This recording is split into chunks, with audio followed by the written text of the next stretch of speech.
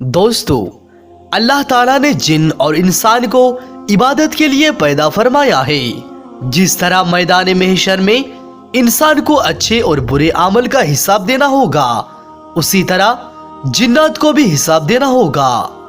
जिस तरह इंसान को अच्छे अमल के लिए सिला मिलेगा, उसी तरह जिन्नात को भी अच्छे अमल के लिए सिला मिलेगा और बुरे अमल पर दर्दनाक अजाब में मुब्तला हो जाएगा। हजरत सैयदना अबू तुफैल रदियल्लाहु अन्हु फरमाते हैं कि ज़माना जाहिलियत में एक जिन औरत वादी जितवा में रहती थी। उसका सिर्फ एक बेटा था जिससे वो बहुत मोहब्बत करता था। वो अपने कौम का शरीफ तरीन नौजवान था। उसकी शादी कर दी गई। जब उसके शादी के 7वां दिन था तो उसने अपने माँ से कहा, ए मेरे अम्मी जान, मैं दिन के वक्त खाने काबा का तवाफ करना चाहता हूँ। लेकिन माँ अपने बेटे को समझा कर कहा, मुझे तुम पर कुरैश के नासमझ लोगों से खौफ है।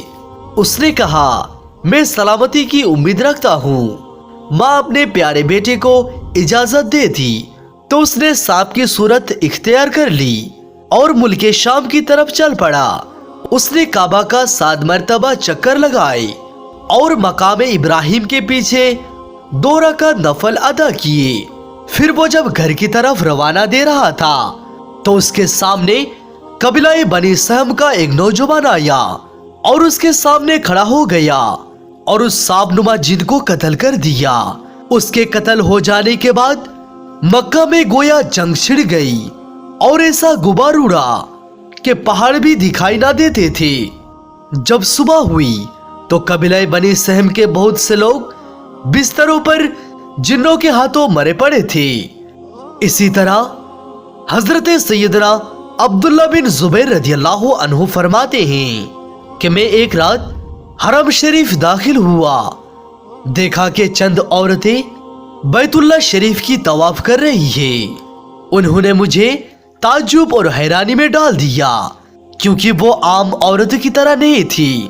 जब वो औरतें तवाफ से फारिग हुई तो बाहर निकल आई तो मेरे दिल में ख्वाहिश हुई कि मैं इनके पीछे जाऊं ताकि मैं इनके घर का पता लगा सकूं।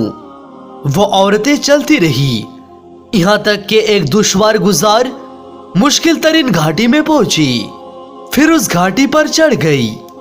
मैं भी उनके पीछे उस घाटी पर चढ़ गया।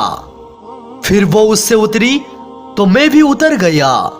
फिर वो एक वीरान जंगल में दाखिल हुई तो मैं भी उनके पीछे पीछे दाखिल हुआ। क्या देखता हूँ कि वहां कुछ माँ अफराद बैठे हुए हैं। उन्होंने मुझे देखकर पूछा, ए इब्ने जुबैर, आप यहाँ पर कैसे आए? तो मैंने जवाब देने की बजाय उससे सवाल कर दिया कि अब लोग कौन हैं? तो उन्होंने कहा कि हम जिन्नात हैं। तो मैंने कहा कि मैं चंद औरतों को काबा शरीफ की तवाफ करते हुए देखा। तो उन्होंने मुझे ताजुब में डाल दिया कि मुझे वो औरतें इंसान के सिवा कोई और मखलूक मालूम हुई। चुनांचे में उनके पीछे चल पड़ा यहाँ तक कि इस जगह पहुंच गया तो उन्होंने कहा, ए हमारी औरतें यानी जिन्नात में से हैं। ए इब्ने जुबैर, आप क्या पसंद करेंगे?